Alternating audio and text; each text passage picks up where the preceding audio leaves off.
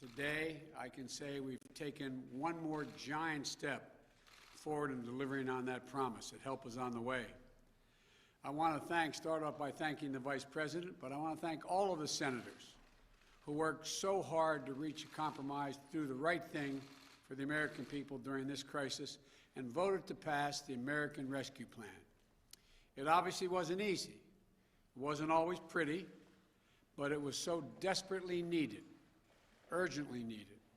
I also need to say a few words about Majority Leader Chuck Schumer, who I spoke with many times in this and again this morning. I served in the Senate, as you all know, for many years.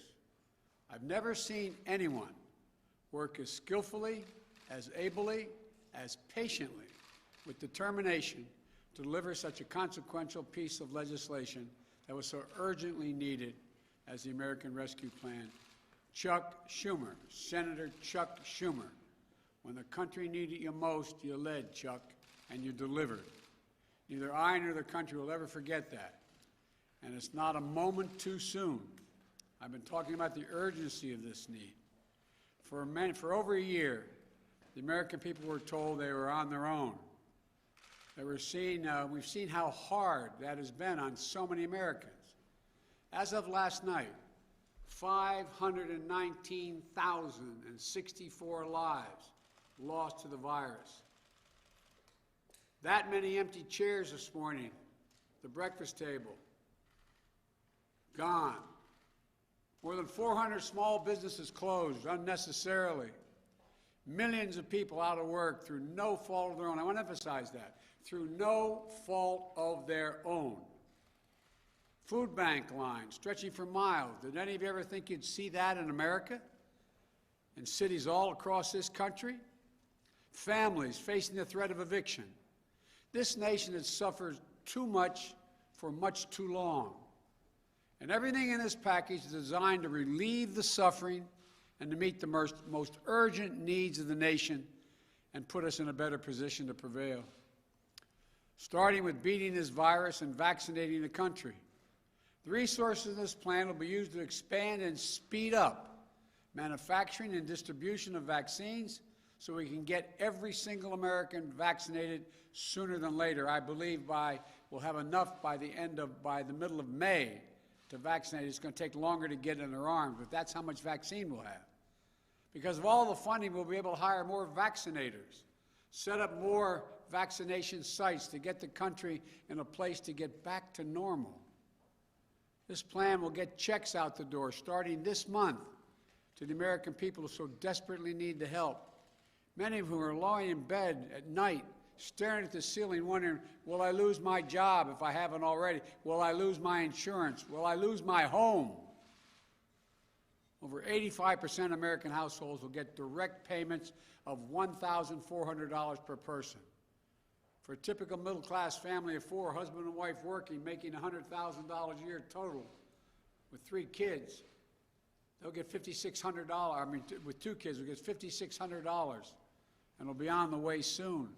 That means the mortgage can get paid. That means the child can stay in community college. That means maintaining the health insurance you have. It's going to make a big difference in so many lives in this country. Unemployment benefits will be extended for 11 million Americans who've lost their jobs, who last night, again, were lying in bed thinking, my Lord, I'm going to lose my unemployment insurance in a week or so. It was about to expire. Schools are going to have the resources they need to open safely. States and local governments that have lost tens of thousands of essential workers will have the resources they need available to them. To those laid-off police officers, firefighters, teachers, and nurses they can rehire. These are essential personnel. Look, the American Rescue Plan lowers health care premiums, food and nutrition assistance.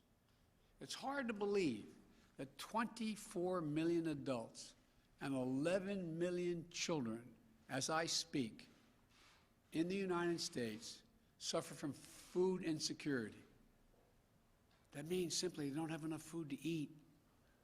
Did you ever imagine in the United States of America, you'd see lines literally miles long kids, folks in their automobiles waiting for a box of food to be put in their trunk.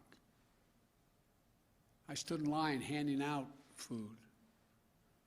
The people coming up never, ever, ever thought they'd be in that position. This helps families who are behind in their rent and their mortgage payments so they aren't thrown out of their homes. Look, the bottom line is this. This plan puts us on a path to beating the virus. This plan gives those families who are struggling the most the help and the breathing room they need to get through this moment. This plan gives small businesses in this country a fighting chance to survive. And one more thing, this plan is historic. Taken all together, this plan is going to make it possible to cut child poverty in half. Let me say it again. It's significant, historic. We'll cut child poverty in half. There's much more to this bill, but for now, let me make one final point.